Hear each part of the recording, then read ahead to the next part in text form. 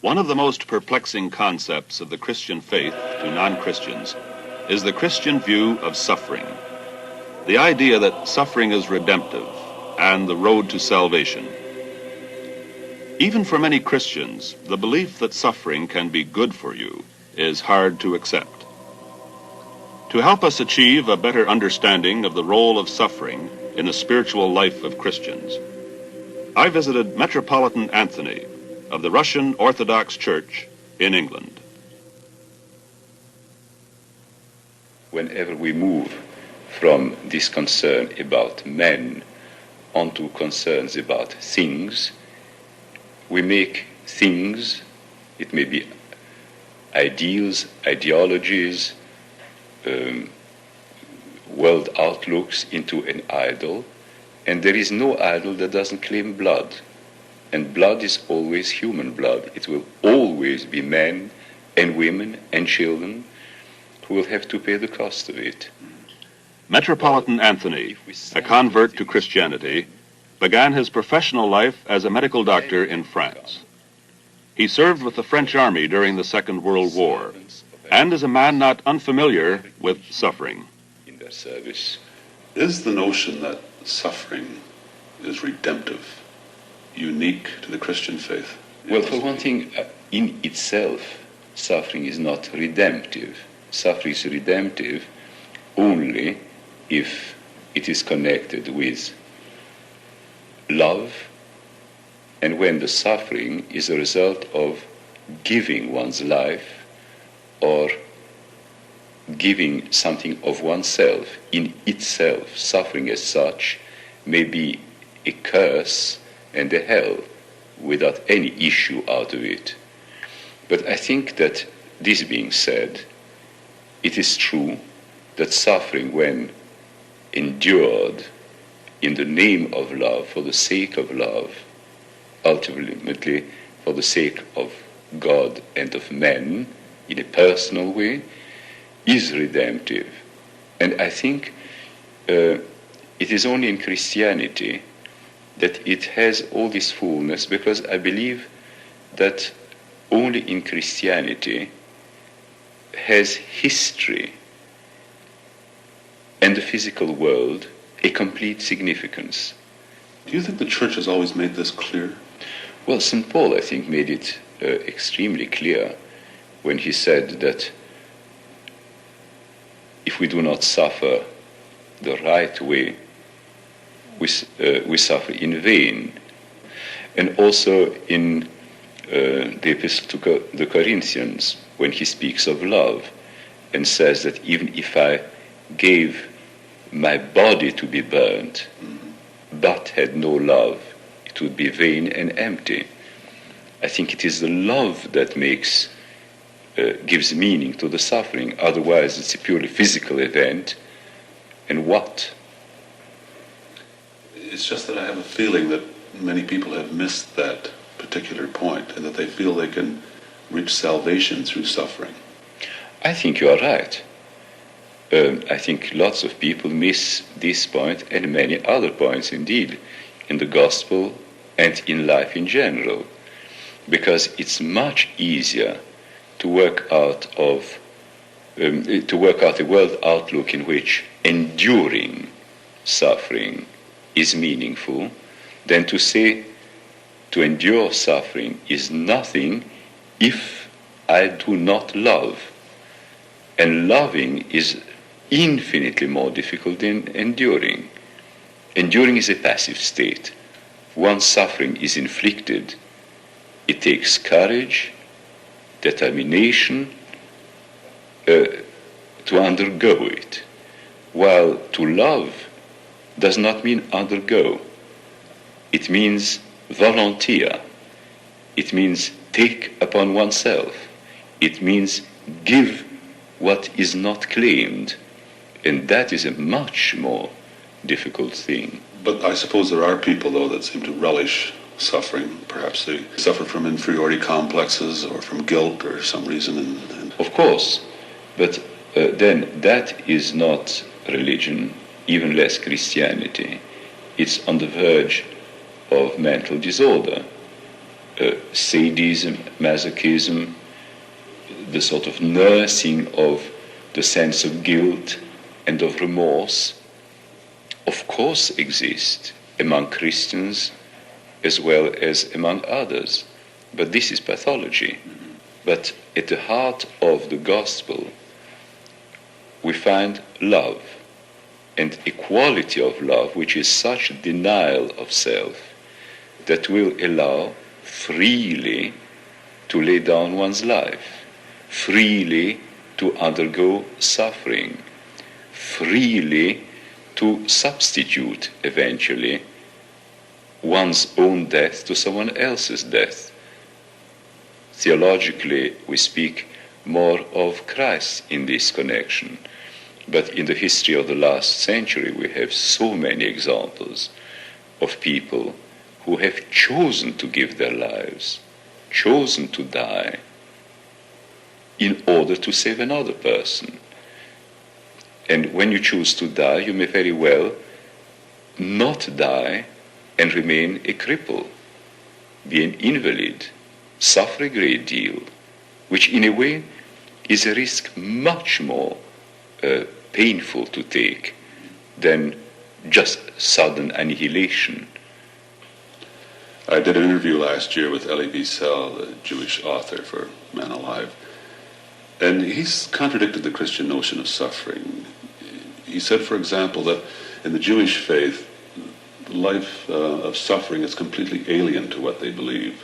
Life should be celebration, should be joy, and suffering had no redemptive power as far as he was concerned.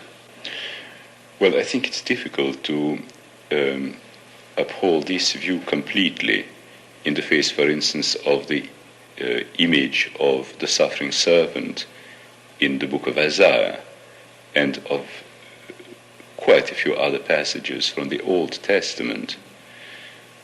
I think that he is right when he says that life should be a celebration, but then life should not be marred by the condition of men in which we live.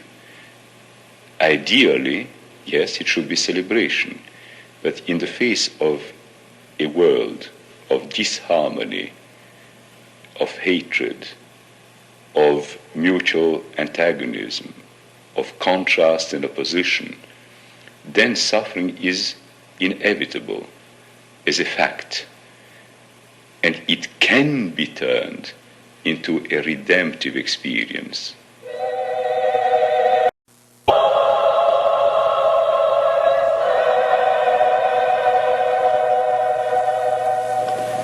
Archbishop, I'd like to find out a little bit about your early life. What was your early family life like? Any indication then that you would become a priest? No, none.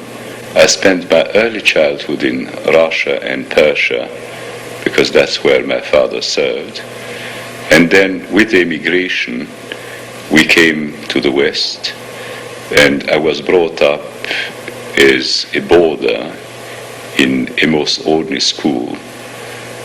I wasn't a believer then in the sense that, owing to circumstances, I had had no contact either with the gospel or Christ in a personal way, or even less perhaps with the church. And to all intents and purposes, I was an unbeliever as far as believing is concerned, and very anti-church as far as going to church is concerned. When did you become a Christian? When I was about 15. I was then a member of a youth organization, and it was religious on the fringe, as it were, because it was part of being a Russian. And I was submitted one day to a priest's discourse on the gospel, on the church, and on Christ. And it revolted me to such an extent that I decided to find out whether there was any truth in what he had said. I went home and decided to check. So I asked my mother for her book of the gospel, but it isn't really the reading of the gospel that convinced me.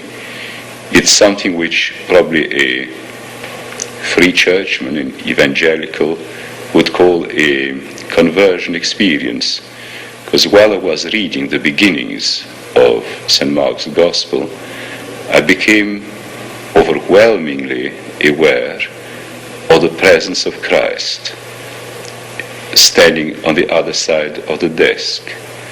And it was so clear and so certain that I looked up the way one looks around in the street when one has an impression that someone looks at your back. I saw nothing, perceived nothing with my senses, but the certainty was so great that I knew that I had met Christ alive. And if I had met Christ alive, then all the gospel was true. You found no conflict then through your study of medical science and theology? No. You see, I never tried to make the Bible into a book of natural history. And I never tried to check scientific knowledge by religious presuppositions that would be formal and really external to the purpose. I always felt that even if we cannot always see the way in which things link, the knowledge of the world in which we live is theology, the knowledge of God and of His works, that a priori they cannot conflict, and that if one has intellectual and moral integrity, one must follow each line in its own rights. If there had been conflict, I would have faced it, but I never met it. My spiritual life went along one line. My intellectual life only enriched what I knew of God and of His world. And perhaps was I too simple, but it never, both never conflicted with one another. Do you think God wants us to suffer? I would say, I'm sorry to be so stubborn, I would say He wants us to love, Yes. not to suffer. But suffering is always inherent to love in a world which is disharmonious, ugly, violent, aggressive, and so forth. He does not want to suffer. He wants us to love. Yet, He warns us, love means death. A shedding of blood, heart blood or physical blood. So death is at the center of suffering. Well, death is the full measure of it. Death is really, with its sharpness and its finality, the test of your readiness to love. I feel that the great mistake which a Christian can make, and I say Christian because there is a background of faith attached to my statement, is to allow himself to think and consequently to feel that with the death of the person, things have come to an end. If we really believe what is our Christian faith, that God is the God of the living, that for Him and in Him everyone is alive, that there is a future which is eternity, then the death of the person is a moment, tragic, painful, of separation. I wouldn't say more tragic or more painful than the separation which occurs as a result of an iron curtain or a closed frontier or the gates of a prison. But anyhow, a separation. But with the difference that if a person is truly alive in God, and so are you, there is a present and a future, and not only a past. And instead of rehearsing the past to make the present more dark, one should face the present, which is a transitory separation, in the expectation of a future meeting, and not simply as wishful thinking, but as an active preparation for it. Because in terms of love, which I have been using perhaps too much, in terms of love, if you have loved truly a person, if this life has been meaningful to you, the rest of your life can be marked by the life of the person that is now in God's keeping. You may be on earth a continuation of all that was good and praiseworthy in the life of this person. You may be the undoing of all the wrong there was in the life of this person. So that this person in a way can continue to have a destiny on earth, because a day will come when, thanks to you, what had been begun by this person will have been fulfilled, and what had been done amiss might have been put right. And that is an active participation in the eternal destiny. And on the other hand, where our treasure is, our heart is. And if we truly and earnestly believe that this person is alive, that we will meet, the death of a beloved person makes us already now citizen of the age to come. Not again only in wishful thinking, but really.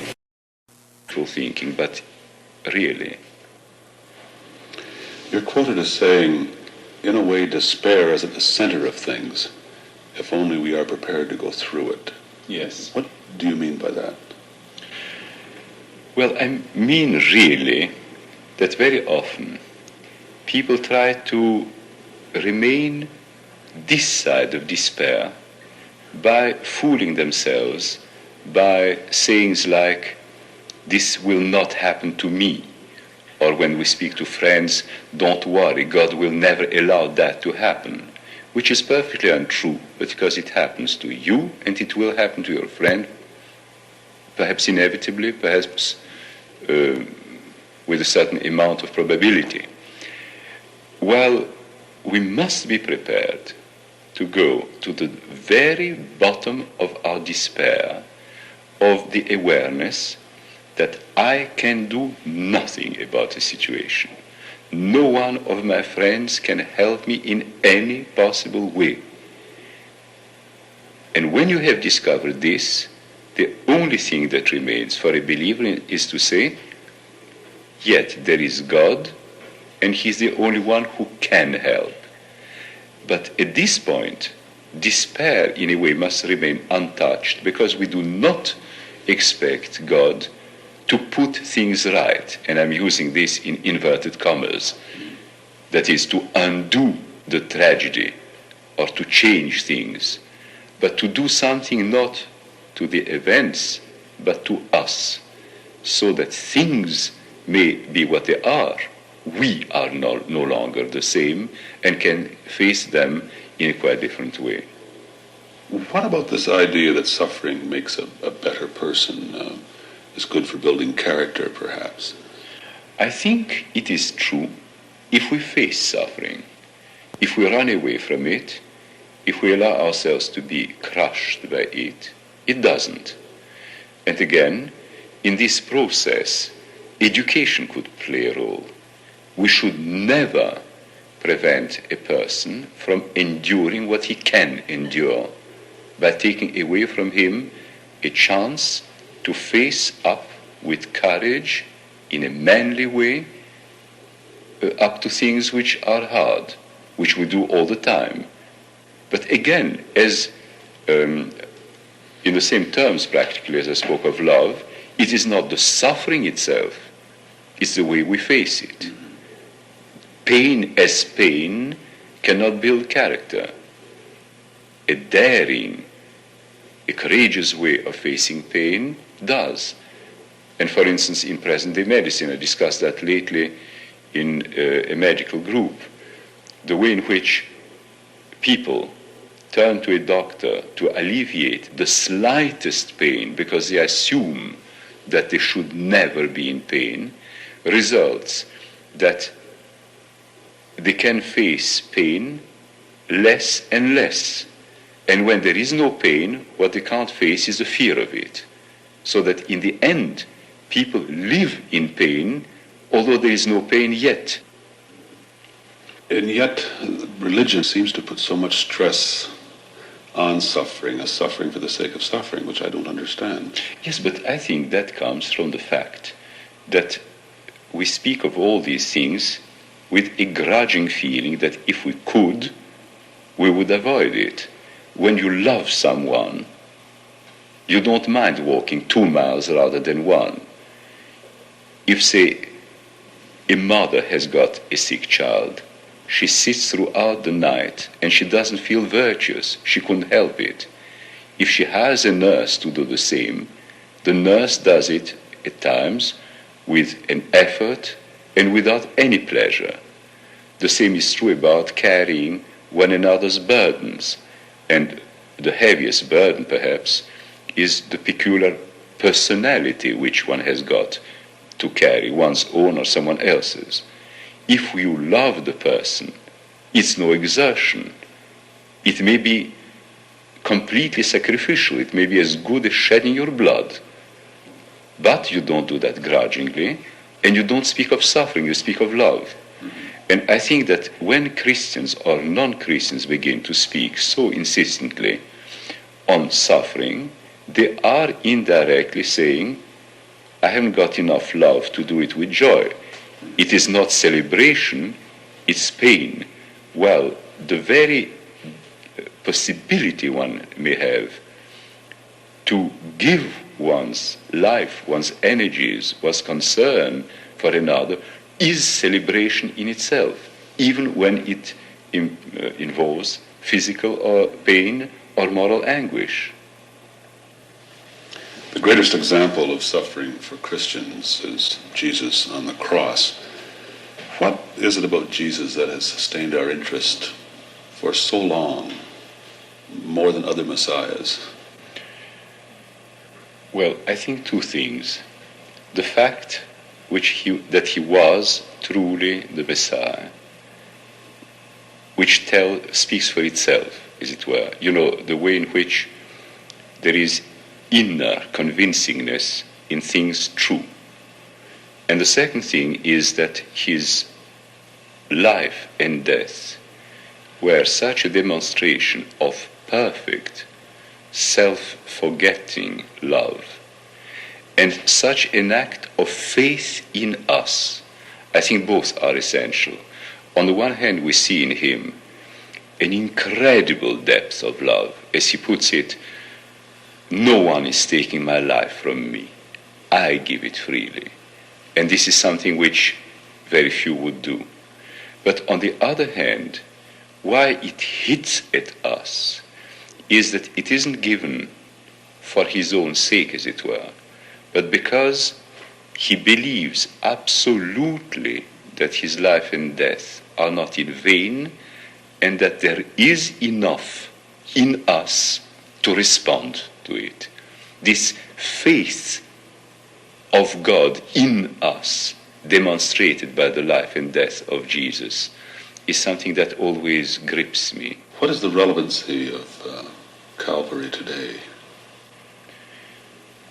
Well, leaving aside the objective relevance, the fact that God became man, the fact that he lived and taught with both the authority of God and the perfection of man, the fact that his death was a supreme act of love and intercession that carries weight in that sense. But apart from this, as far as examples are concerned, it is the greatest challenge I can imagine, because it is a challenge of pure love. It's a challenge that lays no claim other than the freedom of a response. You can take it, you can reject it. You can let him die on the cross, shrug your shoulders and go. But on the other hand, if you are hit at the heart by what you see, then your response is completely free. But suffering, then, and summing up, can be a testing for a person, It can, indeed. A refining of him. It can, provided you face it creatively, daringly, in order to make something of your life and of your person. If you face it passively, if you simply endure slavishly, it will simply make you a slave, more subservient and more afraid. And that is not the aim of it.